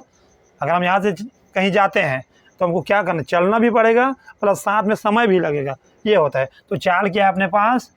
चाल है अपने पास 20 मीटर प्रति सेकेंड, 20 मीटर प्रति सेकेंड गुणा समय कितना है? 5 सेकेंड, 5 सेकेंड। अब देखो ये सेकेंड प्रति है, प्रति का मतलब ये बटा में है ना, समझो नहीं है, ये प्रति का मतलब बटा होता है।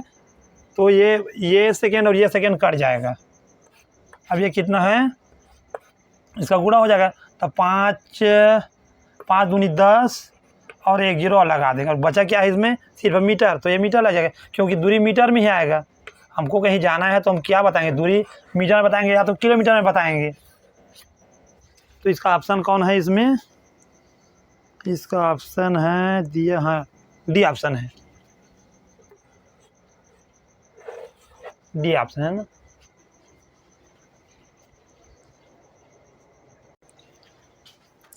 प्रश्न संख्या 54,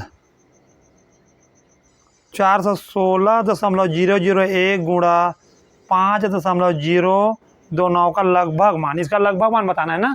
तो लगभग मान में हम क्या करेंगे? हम सभी का गुणा नहीं करेंगे, जो हमारा पूर्णांक है दशमलव के बाईं और उसका ही गुणा करने से ये आ जाता है। इसमें सभी संख्या का गुणा करना नहीं पड़ता है। तो क्या है? दशमलव के बाईं और 5 है यहाँ, और यहाँ 6 1 4 मतलब 416 है। तो चलो हम इसी का गुणा कर देते हैं। तो 5 6 30 की 0 हासिल आ जाएगा 3, 5 1 5 5 और 3 8, फिर 5 और 4 20।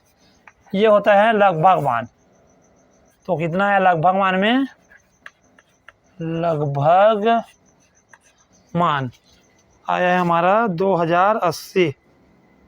ऑप्शन कौन सा है ये? सी ऑप्शन है ना। चलो सी ऑप्शन है इसका। ठीक, लगभग मान में हमको सभी का गुणा करना नहीं है, जो पूर्णांक उसी का कर दिए, फिर ये आ गया लगभग मान।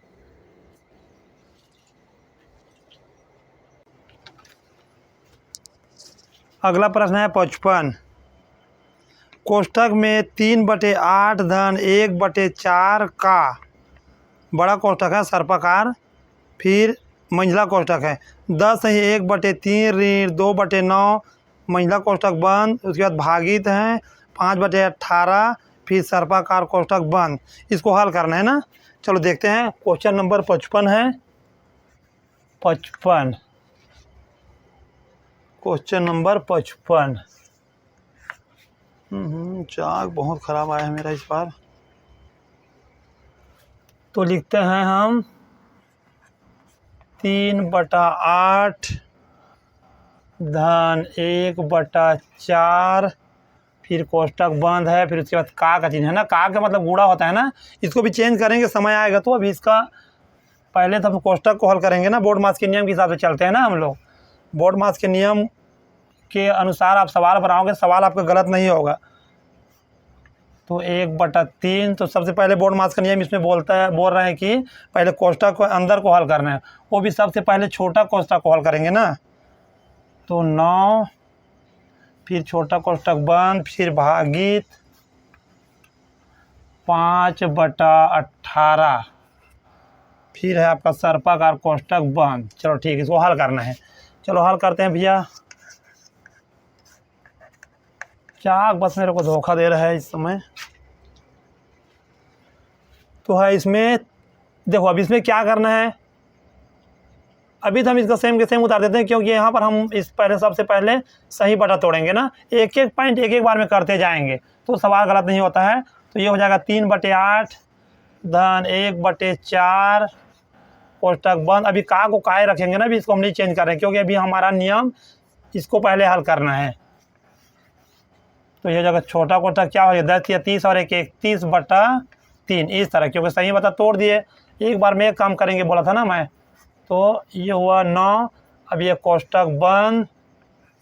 अब भागित में क्या है, भागित में है 5/18, तो 5/18 कर देते हैं ना इसको। अब इसमें क्या करेंगे, धन का चिन्ह है, तो धन का चिन्ह इसमें क्या करेंगे, एलसीएम लेंगे। तो चलो कर देते हैं एलसीएम। तो इसका एलसीएम क्या आएगा, लघुत्तम समवर्तक 8 और 4, 4 के पढ़ाई में 8 आता है, तो 8 आएगा। 8 हो गया। कितने बार में काट रहे हैं, 8 एकम 8, एक बार में, तो यहाँ 1 का गुणन। ये नियम मैं पूरा भिन्न में पढ़ाया हूँ, देख लेना आप लोग भिन्न वाला सवाल। और 4 दूनी 8, 2 बार में जाते हैं, यहाँ 2 का गुणा, तो 3 एकम 3 हो जाएगा यहाँ, धन तो धन हो जाएगा, और 2 एकम 2 हो जाएगा यहाँ। अभी भी हम कोष्टक में बंद रखेंगे ना इसको, क्योंकि जब तक एक संख्या नहीं आएगा तब तो कोष्टक बंद रहेगा। अब का है तो का कर देते हैं। अब यहाँ भी वही काम करेंगे, पहले तो सर्पाकार कोष्टक लगा देते हैं ना, छोटे कोष्टक के अंदर में होगा जो होगा ये। तो इसका क्या आएगा एलसीएम, इसका आएगा 3 3 9, 9 आएगा। 9 बड़ी संख्या है और 3 के पहाड़ा में आ रहती है, इसका एलसीएम हो जाता है। बहुत सरल तरीका है ये एलसीएम याद करने का। तो देखो कितने बार 3 3 3 बार में, यहाँ 3 का गुणा। अब यहाँ क्या 9 एकम 9, एक बार में कट रहा है तो 1 का गुणा ना, कटाते हैं इसको, जो एलसीएम निकाले रहते हैं उसको इन्हीं से कटाते हैं बारी बारी से। जितने बार में करता हूँ उतने बार में ऊपर में गुणा, ऐसे होता है ये। तो अब इसका गुणा करेंगे तो क्या आएगा, 3 एकम 3 हो जाएगा, और ये 3 3 9 93 हो जाएगा। और क्या चिन्ह है यहाँ, माइनस ऋण, तो यहाँ भी ऋण के चिन्ह लग जाएगा, और 2 एकम 2 इस तरह होगा। अब ये छोटे कोष्टक बंद, और उसके बाद भागित में क्या है, भागित एक बार मैं एक काम कर रहा हूँ ना, और ये 18 हो जाएगा, 5/18 सर्पाकार कोष्टक बंद। अब चलो देखते हैं, फिर आते हैं, देखिए क्या हो जाएगा। अब इसको जोड़ेंगे तो ये हो जाएगा ये 5/8। अब कोष्टक से बाहर हो जाएगा ना, क्योंकि एक अंक हो गया, इसको एक अंक समझते हैं ना, 5/8 मतलब एक अंक हो गया। का तो का का देखो, अब का उपयोग होगा ना, कोष्टक बाहर हो गया तब ये सीधा का में गया। का मतलब क्या होता है, गुणा का चिन्ह, गुणा लगा दिए। अब ये क्या हो जाएगा, सर्पाकार कोष्टक तो रहेगा ही, लेकिन ये छोटा कोष्टक हट जाएगा। 93 में 2 गए तो 91 आ जाएगा, 91/9 हो जाएगा। अब देखो ये भी कोष्टक हट गया, क्योंकि ये भी एक अंक वाला हो गया। जब एक अंक वाला होता है तो कोष्टक हट जाता है। तो भागित क्या है यहाँ, भागित में 5/18, तो यहाँ हम 5/18 लिख दिए। अब सर्पाकार कोष्टक बंद। अब फिर अब कोष्टक के ही अंदर को हल करेंगे ना बोर्ड मास के नियम के अनुसार से। तो 5/8 और ये सर्पाकार कोष्टक में 91/9। भागित क्या होता है, गुणा पलट जाता है, तो ये संख्या पलट जाता है, तो ये 18/5 हो जाएगा। ये नियम है, भागित का चिन्ह को अगर गुणा में बदलते हैं तो। फिर सर्पाकार कोष्टक, अब देखो जो कर दो से कटा देते हैं तो ये कट जाएगा, 9 दूनी 18 2 बार में। अब ये तो अब आज संख्या नहीं कट पाएगा इसको, तो फिर जो है उसको फिर से उतार देते हैं ना। यहाँ गुणा का चिन्ह है, गुणा को लगाना पड़ेगा ना, छोड़ना नहीं किसी भी चीज़ को ना, एक एक चीज़ को ध्यान देखना पड़ता है। जहाँ कहीं पर आप प्लस माइनस का या गुणा भाग का गलत किए फिर उत्तर पूरा गलत आ जाता है। तो 5/8 हो गए ये। अब इसको हम कोष्टक को हटाएंगे ना इसका भी, क्योंकि अभी अभी एक संख्या हो जाएगा, गुणा होगा तो 2 एकम 2 हो जाएगा यहाँ, और 9 दूनी 18, 182 बटा में यहाँ 5 है। चलो इसको हम यहाँ हल कर देते हैं। कितना बचा, 5 बचा। जो कर रहे थे वो काट सकते हैं ना, तो क्या ये कट जाएगा, ये कट जाएगा 5 एकम 5 में एक बार में, ये भी अभी कट जाएगा। और 2 के पहाड़ा में 2 नी 18 हो जाएगा और 2 एकम 2 हो जाएगा, और ये 2 चौक 8 हो जाएगा। इस तरह ये हो जाएगा आपका, हो जाएगा 91/4 आ जाएगा। अब देखो ये तो कटेगा नहीं ना, तो इसको हम दशमलव में कटाना पड़ेगा। तो इससे पहले हम क्या सीखे थे कि हम इसको या तो 10 बनाए या 100 बनाए, तो हम इसको 100 बना देते हैं, तो 25 के पहाड़ा में 100 बन जाएगा। अब यहाँ भी 25 का पहाड़ा होगा, जब नीचे में 25 करेंगे तो ऊपर में 25, तब तो इसके मान में परिवर्तन होगा ना। तो चलो गुणा करते हैं, कितने आता है देखते हैं इसको। 91 गुणा 25, पहले ऊपर वाले को 5 एकम 5, 5 निया 45, ये हो जाएगा 2 एकम 2 और 2 निया 18, तो 5 7 8 4 12 की 2 हासिल है 2275 आना ना गुणा करने पर ऊपर में। तो चलो हम कर देते हैं यहाँ, इसको गुणा किया ना 95 गुणित 25, अब कहाँ से लाएँ, क्योंकि हमको दशमलव में बदलना है, तो हम 4 से भाग ना दे के हम इसको 100 बना दिए। तो ये नीचे वाला तो 100 बन गया, 4 का गुणा किए तो ऊपर वाला कितना बन गया, 2275 बन गया। अब देखो इसमें क्या करना है, सिर्फ दशमलव का सब लगाना है, बहुत सरल तरीका होता है ना, संख्या को आप कटा नहीं।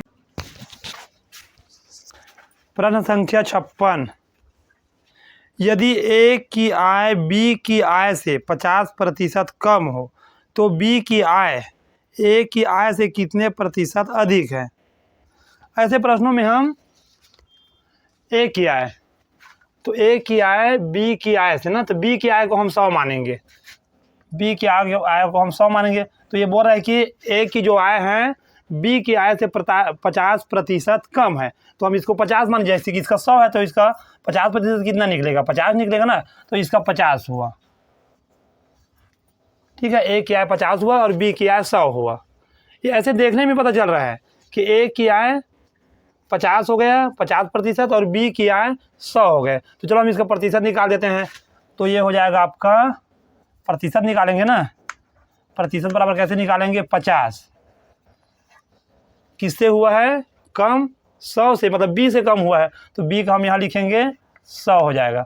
और प्रतिशत निकालने के लिए 100% का गुणा किया जाता है ना, तो 100% का गुणा, तो ये 100 और ये 100 कट जाएगा, 50% गुणा होगा ना, 50 का नहीं, तो कितना आया हमारा, ए की आय कितना आया, 50% आया, यहाँ 50 बचा, यहाँ प्रतिशत बचा, तो 50% होगा ना। ये ए की आय है ना, हमको पूछा बी की है, बी की आय पूछा है ना, इसमें देख लेते हैं एक बार प्रश्न को। तो बी की आय ए की आय से कितने प्रतिशत अधिक हैं, तो कितने प्रतिशत अधिक होगा, इसका 100 है इसका 50 है, तो 50% अधिक होगा ना। तो हमको बी की आय निकालना है, तो ये हो जाएगा आपका 50/50 हो जाएगा, क्योंकि ए की आय 50 है, तो 50 से कितना अधिक है, 50 अधिक है, इसलिए इसको लिखा जाता है 50/50। 50 ए की आय 50 हुआ, इससे कितना अधिक है बी की आय 50, तो इसमें 50 और 100% गुणा करेंगे हम। सिंपल सवाल है, लेकिन थोड़ा कंफ्यूज लगता है देखने में, प्रश्न पढ़ने पर समझ नहीं आता है। तो ये 50 कटा, तो कितने आए हमारा बी का आय 100% आ जाएगा, 100% अधिक है, जो कि ऑप्शन नंबर कौन सा है इसमें, अधिक है, सी है ना इसमें। यही आपको देखने से पता चल जा रहा था, अगर हम बी की आय को 100 माने थे, क्योंकि बी का बात चल रहा है, और ए की आय इससे 50% कम है, तो 50 कम है, तो यही दिख गया है कि 50 ए की आय हुआ, 100 बी की आय है, लेकिन जब निकालेंगे प्रतिशत में पूछा है ना, तो ये हो जाएगा 100%।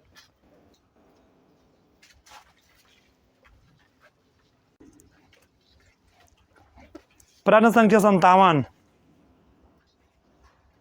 एक वस्तु ₹450 में बेचने पर एक व्यक्ति को 25% हानि होती है, वह इसे किस मूल्य पर बेचे कि उसे 25% लाभ हो।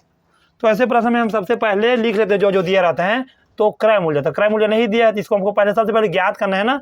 ये सवाल जो है लाभ हानि वाले चैप्टर में सबसे पहले हमें क्रय मूल्य को देखना है, क्रय मूल्य को नहीं दिया तो उसको निकालना पड़ेगा, तो उसको हम निकालने का सिस्टम आपको बताएंगे। तो ये विक्रय मूल्य दिया है 450 और हानि प्रतिशत दिया है 25%। तो ऐसे प्रश्नों में हम सबसे पहले क्रय मूल्य को 100 मान लेते हैं, तो माना क्रय मूल्य बराबर 100 रुपये, तो विक्रय मूल्य बनाएंगे। अब इसी के हिसाब से हम बनाएंगे ना विक्रय मूल्य को, तो विक्रय मूल्य तो 25% हानि पर विक्रय मूल्य बनाएंगे, हानि हो रहा है ना यहाँ, 25% हानि पर विक्रय मूल्य बनाएंगे। हानि हो रहा है तो हानि पर बनाएंगे। 25% हानि पर विक्रय मूल्य कितना हो जाएगा? जैसे कि 25% हानि पर हमारा टोटल प्रतिशत कितना होता है? 100%। कुछ भी चीज़ को 100% मानते हैं, तो इसमें से हमारा 25% हानि हो रहा है, तो कितना हो रहा है? ये 5 और ये 7, 75% हो रहा है। ठीक है, तो 25% हानि पर विक्रय मूल्य हो जाएगा 75 हो जाएगा। हम इसको रुपए में लेंगे, रुपए में बना रहे हैं तो ठीक है। अगर हमारा क्रय मूल्य 100 मानते हैं तो हानि होगा ना 25 रुपये का, तो कितना होगा? 75 रुपये होगा ना विक्रय मूल्य। मतलब हम 100 के सामान को कितना में बेच रहे हैं यहाँ पर? 75 रुपये में, तभी तो 25% होगा ना उसका। अब हम इसको क्या करेंगे? 1 रुपये पहले लेके बना लेते हैं, या फिर बना लेते हैं पहले हम 75 रुपये विक्रय मूल्य, तो 75 रुपये विक्रय मूल्य, तो क्रय मूल्य कितना होगा? तब तो क्रय मूल्य हमारा 100 रुपये है ना, माने हैं इसी को लिख रहे हैं। 75 रुपये अगर विक्रय मूल्य है तो क्रय मूल्य कितना है? 100 रुपये है।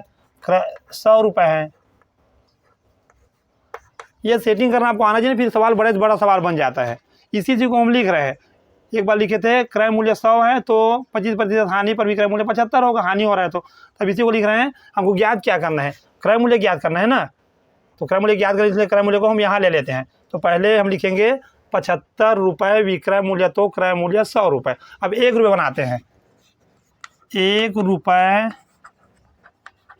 विक्रय मूल्य, तो क्रय मूल्य, देखो क्रय मूल्य यहीं आ रहा है ना, क्योंकि हमको इसी को ज्ञात करना है, तभी ये यहीं बराबर, तभी इसी के लेके बराबर हो जाता है। तो विक्रय मूल्य 1 रुपये विक्रय मूल्य, तो क्रय मूल्य कितना हो जाएगा? 100 ऊपर में होगा, क्योंकि हम बराबर के बाद आए हैं। 100 बटा ये 75 हो जाएगा। ठीक है, अब हमको कितना रुपये विक्रय मूल्य? अभी 1 रुपया लिए हैं। अब प्रश्न में कितना रुपये विक्रय मूल्य दिया है? यहाँ दिया प्रश्न में 450 रुपये विक्रय मूल्य, तो हम इसी को लेके बनाएंगे। अब 450 रुपये विक्रय मूल्य, तो क्रय मूल्य निकालेंगे। अब थोड़ा कंफ्यूज लगता है देखने में, लेकिन कुछ नहीं है, उसी को लिख रहे हैं बार बार। पहले हम 75 रुपये विक्रय मूल्य लिए तो क्रय मूल्य 100 हुआ। अब 1 रुपया लिए तो ये बटे में हो गए। अब ये 450 रुपये का ले रहे हैं, क्योंकि हमारा विक्रय मूल्य 450 है ना, उसी का ले रहे हैं। तो विक्रय मूल्य हो जाएगा 100 बटा 75 गुणा में आ जाएगा ये 450। चलो इसको कटा देते हैं ना, कितने में कटेगा? तो ये कटेगा 5 के काड़ा में कट जाएगा 5 या 45, 5 शून्य 0, और ये 5 एकम 5, 5 पंचे 25, फिर हो जाएगा 15 छक्के 90। मतलब ये आया हमारा क्रय मूल्य निकला, हमारा क्रय मूल्य निकल के आया है 100 छक्के 600 रुपये आया है। ठीक है, अब क्रय मूल्य निकाल के अब हमको जो बोलेंगे हम निकाल सकते हैं। अब क्योंकि क्रय मूल्य निकला, मतलब जो पूछेगा प्रश्न में हम आराम से निकाल सकते हैं। तो देखते हैं क्या पूछा है इस प्रश्न में। तो लंबा हो रहा है सवाल, लेकिन क्या करोगे, समझाना पड़ता है इसमें। 25% लाभ बस पूछा है, वह इसे किस मूल्य पर बेचे कि उसे 25% लाभ हो। तो हम इसका 25% निकाल देते हैं। 600 का, 600 रुपये का 25% लाभ होना चाहिए बोला है, तो 25 बटा 100 होता है ना, ये तो आना चाहिए निकालने का। 25% का मतलब 25 बटा 100, 1 0 1 0 1 0 1 0, तो कितना हो जाएगा? 25 चौक 100, 150 हो जाएगा। 150 रुपये का उसको लाभ होना चाहिए, तब कितने में बेचेगा वो? 600 का सामान है, 600 का उसका सामान था, वस्तु था। वस्तु में बोला कि क्या बोला इसमें, किस वस्तु को? वस्तु से 600 होगा, तो 150 रुपये उसको फ़ायदा होना चाहिए। मतलब 25% की वैल्यू 150 है 600 का, तो इसको जोड़ देते हैं ना, जितना फ़ायदा होगा उसको। तो 0 की 0, 5 की 5, 750, उसको 750 में बेचना पड़ेगा उस वस्तु को, तब उसका 25% लाभ होगा। ऑप्शन नंबर कौन सा है? 750 बी है।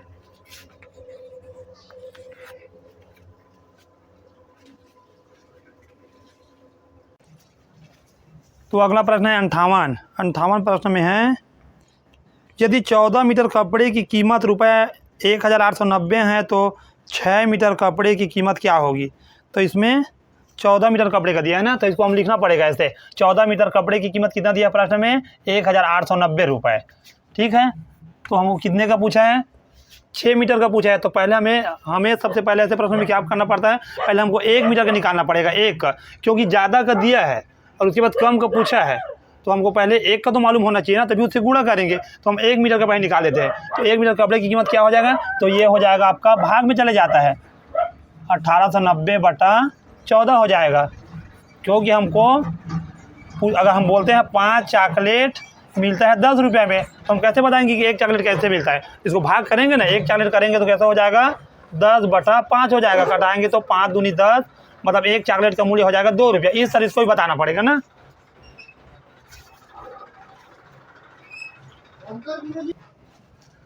तो ये हो जाएगा 1890/14 हो जाएगा। तो इसको हम कटाते हैं ना, यहाँ ले लेते हैं पहले। तो ये हो जाएगा 1890/14। तो देखो इसके लास्ट में 0 है, इसके लास्ट में 4 है, मतलब ये 2 के पहाड़े से कट जाएगा। तो 2 में कटाते हैं, 2 × 18 और 2 × 4 8 और 1 बचेगा यहाँ, तो 2 × 5 = 10। अब ये 2 × 7 = 14, 7 बार में काटेगा। अब देखो यहाँ क्या होगा, अब यहाँ एक अभाज्य संख्या आ गया ना, तो ये अब नहीं कटेगा ना, तो इसको हम डायरेक्ट उसको कटाएंगे। तो कितने बार में काटेगा देखते हैं। तो 7 × 1 = 7, 1 बार में गया, यहाँ बचा आपका 2, 7 × 21, यहाँ बचा 3, फिर 7 × 5 = 35। इस तरह 135 बार में पूरा काट देगा। मतलब इसका कहने का मतलब ये है, अगर हम 1 मीटर कपड़े लेते हैं तो हमको कितना लगता है, 135 रुपये लगता है 1 मीटर का ना। अभी 1 मीटर का निकला है, ये उत्तर में नहीं है, ऑप्शन में रह भी सकता है ना। ये ऐसे गलती आपको नहीं करना है, ध्यान देना कि क्या पूछा है, ऑप्शन में है थोड़ी है। एक बार मैं देख लेता हूँ ऑप्शन में, चलो ऑप्शन में नहीं है, फिर भी कभी कभी रहता है ऑप्शन में ऐसे सवाल। तो देखो 1 मीटर का निकला, 1 मीटर कपड़े का हमको निकला, ये 1 मीटर कपड़े की कीमत निकला है, समझो 1 मीटर, चलो 1 मीटर समझ जाओ, 1 मीटर कपड़े की कीमत है ये। तो हमको कितना का निकालना है, 6 मीटर कपड़े की कीमत, 6 मीटर। अब तो सर हो गया ना, 1 मीटर का मालूम है, ज़्यादा का निकाले तो क्या करेंगे, गुणा करेंगे। 6 मीटर कपड़े की कीमत, तो क्या इसमें गुणा होगा, 1 का दिया है और ज़्यादा का पूछा 6 का, तो गुणा हो जाता है इसमें। और ज़्यादा का दिया रहता है और कम का पूछा तो उसको भाग करना पड़ता है ना, यही बात इसमें समझने वाले बात होता है। तो 6 × 135 हो जाएगा। तो कितना आएगा ये, 5 × 30 की 0 हासिल 3, 3 × 18 और 3 21 की 1 हासिल 2, 6 × 6 और 2 8। तो ये हो जाएगा आपका 6 मीटर कपड़े का मूल्य हो जाएगा 810 रुपया, जो कि कौन से ऑप्शन में है, देख लेते कौन से ऑप्शन में है। तो ये 810 है ना, तो पहले ही ऑप्शन में है, ये पहला ऑप्शन में है, ए वाले ऑप्शन में। ऐसे सवालों को इस तरह पहले हल करना पड़ेगा आपको। ज़्यादा का दिया है तो पहले कम का निकाल लो, उसके बाद जो दिया उसमें गुणा कर दो। अगला प्रश्न है 59। तो 59 प्रश्न में है, कितने समय में ₹10,000 का साधारण ब्याज 6% वार्षिक दर से ₹450 हो जाएगा। तो देखो ऐसे प्रश्न में सबसे पहले तो हमें लिख लेना चाहिए कि मूलधन कितना है, दर कितना है, समय कितना है, साधारण ब्याज कितना है और मिश्र दर कितना है। तो देखो हमारा मूलधन है 10,000, दर है 6%, समय को तो ज्ञात करना है और साधारण ब्याज है 450। इसको हम कैसे जाने कि ये साधारण ब्याज है, इससे जाने का तरीका है कि जैसे कि हमारा मूलधन 10,000 है, तो 10,000 से छोटा हो रहा है तो ये ब्याज तो होगा ना, तो ये ब्याज होगा, इससे छोटा है। तो अगर इससे बड़ा होता तो मिश्र धन हो जाता। तो इसी तरह इसका कुछ पहचान होता है जिससे पहचान में आ जाता है, अगर प्रश्न में नहीं दिया रहता है फिर भी। तो अब इसमें हम सूत्र बनाएंगे। तो इसका सूत्र होगा मूलधन गुणा दर गुणा समय बराबर 100 गुणा साधारण ब्याज। इन्हीं सूत्र से पूरा हम साधारण ब्याज का चैप्टर ख़त्म कर देते हैं ना, एक ही सूत्र, इसी सूत्र से बस। हम ज़्यादा सूत्र का उपयोग नहीं करते हैं, तो हम इन्हीं सूत्र से पूरा साधारण ब्याज का चैप्टर ख़त्म कर देंगे। तो देखो अब इसमें क्या है, जो जो दिया उसको मान भरते जाओ। तो मूलधन कितना दिया है 10,000, तो ये हुआ आपका 10,000। दर कितना है 6%, 6, और समय को क्या करना है, ज्ञात करना है। तो समय को लिख देते हैं, ज्ञात करना है, बराबर 100 गुणा साधारण ब्याज तो दिया है ना, कितना दिया है 450, तो इसे 450 लिख देते हैं। अब देखो ज्ञात क्या चीज़ करना है हमको, समय ज्ञात करें। तो समय को बराबर में ले लेते हैं, तो ये हुआ समय बराबर, तो जब इस पर के बराबर किए हैं बाएं ओर को तो दाईं ओर जाएंगे, तो दाईं ओर का सभी संख्या लिख लेते हैं। तो ये हो जाएगा 100 गुणा 450 ऐसे होता है ना जी। जैसे कि दो भाग में है, बराबर के इस पर और बराबर के बाएं ओर और दाएं ओर, तो जब हम जिस बार के संख्या को बराबर में लेते हैं तो सीधा बराबर के उस पर चले जाते हैं। तो इस तरह भी अब जो हम संख्या छोड़े थे वो गुणा में था तो इधर भाग में आ जाएगा, वो सिंपल तरीका है। ये हो गया आपका 10,000 गुणा 6। अब देखो जो कर रहे हैं उसे काट देते हैं। तो पहले तो हमारा 3 जीरो ऊपर में है, 1 2 3, तो तीनों जीरो पहले काट देते हैं, तो नीचे में 3 जीरो काट देते हैं। अब जो बचा है उसे फिर से लिख लेते हैं। समय बराबर हो जाएगा, ऊपर में क्या है 45 से कम 45 बचा है, नीचे में क्या बचा है 10 और 6, तो 10 छक्के 60 हो जाएगा। अब देखो 10 छक्के 45/7 वर्ष आ रहा है ना, वर्ष में निकाले हैं। तो समय में ऐसा तो हमें ऑप्शन में नहीं दिया है, तो इसको हम क्या करेंगे वर्ष को महीने में कन्वर्ट कर देते, बदल देते हैं।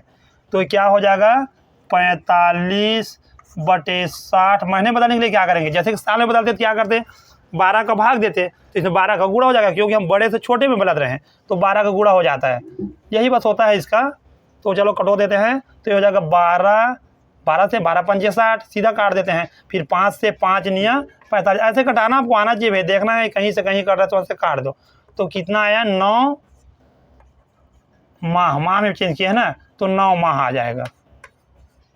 सिंपल सवाल है, थोड़ा सा कंफ्यूजिंग था इसमें। तो 9 माह कौन से ऑप्शन में आया है 9 माह बी ऑप्शन में आया है। देख लो भैया अपने हिसाब से सवाल।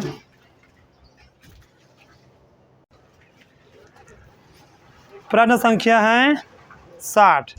एक आयताकार भूखंड की लंबाई इसकी चौड़ाई की तिगुनी है, इसकी चौड़ाई से तिगुनी है ना, लंबाई चौड़ाई से तिगुनी है। भूखंड का क्षेत्रफल 768 वर्ग मीटर है। भूखंड की परिमाप ज्ञात कीजिए। चलो इसको हम पहले प्रश्न नंबर 60 है ना, तो क्या क्या दिया है इसमें भूखंड की लंबाई। चलो लंबाई लिख लेते हैं, लंबाई और चौड़ाई लिख लेते हैं। तो हम तो क्षेत्रमिति के सवाल, क्षेत्रमिति का सवाल है ना, तो इसमें हम सबसे पहले चित्र बनाते हैं। चित्र बना लेते हैं यहाँ छोटा सा। तो इसमें क्या बोल रहा है, प्रश्न बोल रहा है कि इसमें एक आधार भूखंड की लंबाई, इसकी लंबाई जो है ना चौड़ाई की 3 गुनी है। तो इसको हम चौड़ाई के अगर 1 मानते हैं तो ये क्या हो जाएगा 3x हो जाएगा, बस इतना ही है इसमें। ठीक है, ये जो लंबाई है चौड़ाई की 3 गुनी है, तो ये अगर हम इसको 1x मानते हैं तो लंबाई क्या होगा 3x हो जाएगा, सीधी बात है। तो लंबाई को मान लेते हैं हम 3x माने हैं ना, और चौड़ाई को 1 माने हैं। तो चलो इसी के हिसाब से हम हल करते हैं। अब प्रश्न आगे क्या बोल रहे हैं, भूखंड का क्षेत्रफल दिया है। भूखंड का क्षेत्रफल, भूखंड का क्षेत्रफल क्या होता है, क्षेत्रफल होता है लंबाई गुणा चौड़ाई। लिख देते हैं लंबाई गुणित चौड़ाई होता है क्षेत्रफल, लंबाई गुणित चौड़ाई। चलो अब इसी में हम मान भर देंगे। तो भूखंड का क्षेत्रफल प्रश्न पहले से दे दिया ना, जैसे क्षेत्रफल किसको बोलते हैं, ये दोनों को गुणा करेंगे तो इतना आना चाहिए यहाँ जो है। तो इसको दिया है प्रश्न में 768 वर्ग मीटर दिया है, वर्ग मीटर। चलो अब इसी से पूरा सवाल हल हो जाएगा। तो भूखंड का क्षेत्रफल बराबर लंबाई गुणित चौड़ाई। तो भूखंड का क्षेत्रफल प्रश्न में दिया है 768 वर्ग मीटर। चाक बहुत प्रॉब्लम कर रही है इस समय। वर्ग मीटर, 768 वर्ग मीटर बराबर में क्या दे इधर, लंबाई कितना है हमारे पास 3x, बस उसी का मान भरेंगे। ये होगा 3x, और चौड़ाई कितना है, चौड़ाई को हम माने हैं x हो गया। अब देखो इसमें क्या होगा 768, तो 768 ठीक है, ये इसको एक बार लिख लेते हैं वर्ग मीटर। और ये क्या हो जाएगा, जब गुणा होगा तो 3x है, तो अगर जोड़ना होता तो 4x हो जाता, लेकिन गुणा है तो क्या होता है 3x स्क्वायर होता है, वर्ग मतलब। अब हमको मान क्या चीज़ ज्ञात करना है, एक सौ को बराबर में ले लेते हैं। 100 बराबर लेंगे, 100 स्क्वायर के बराबर ना, पूरा 100 स्क्वायर को लेना पड़ेगा। तो हम बराबर की इस ओर आएंगे ना बाईं ओर, तो ये हो जाएगा 768, और बटे में क्या चले जाएगा, बटे में चले जाएगा 3, क्योंकि यहाँ गुणा है तो ये भाग में हो जाएगा। तो इसको हम कटा लेते हैं पहले। तो 3 दूनी 6, 3 पंचे 15, और हो जाएगा 3 छक्के 18। इस तरह हमारा x स्क्वायर बराबर निकल रहा है 256। अब हमें ज्ञात क्या चीज़ करना है, एक से बस का मान ज्ञात करना है। यहाँ तो ये वर्ग में है, तो एक से का मान ज्ञात करना है, तो हम एक से बराबर कर लेते हैं इसको। तो जब ये वर्ग हटाएंगे तो ये इस पर वर्गमूल के रूप में चढ़ जाएगा ये, तो ये हो जाएगा 256। चलो हम यहाँ ले लेते हैं इसको। हाँ, अब यहाँ क्या करना है, एक्स स्क्वायर, तो ये किसका वर्ग है, किसका 2 बार वर्ग करने से बना है, ये है 16 का वर्ग। तो यहाँ निकाल यही लिख देते हैं अभी, तो एक से बराबर आ जाएगा ये 16। ठीक है, एक से का मान हमारा निकल गया 16। अब देखो एक से का मान निकला है ना, तो हम यहाँ क्या माने थे, लंबाई को 3x, तो यहाँ हम बराबर करके 3 गुणा, क्योंकि यहाँ गुणा का संबंध है। अब एक से का मान निकला है 16, तो यहाँ 16 रख देते हैं, तो 16 तो बराबर हो जाएगा 16 तिया 48 हो जाएगा। इस तरह इसमें भी एक से का मान तो यही निकल गया ना, तो एक से बराबर क्या निकाले थे 16, तो ये 16 ही हो जाएगा। अब देखो हमको क्या करना है, अब हमको ये चित्र में आ जाना है, जो हम चित्र बनाए थे चित्र में आ जाना है। चित्र में हम क्या माने थे, लंबाई को 3x, तो 3 हुआ। चलो इसका मान तो निकाले ना 48, सीधा 48 लिख देते हैं, क्योंकि इसी को तो निकाले है ना, 3x लिए थे, x। तो अब क्या हो गया, ये 48, तो ये भी 48 हो जाएगा, क्योंकि ये आयत है और ये 16 है, तो ये 16 हो जाएगा। अब इसका ज्ञात क्या करना है, इसका हमको परिमाप ज्ञात करना है ना। तो परिमाप क्या होता है, चारों भुजाओं का योग करना है।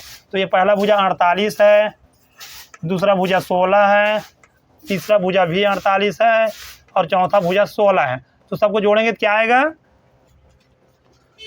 सबको जोड़ेंगे तो आएगा ये 128 हो जाएगा, 128।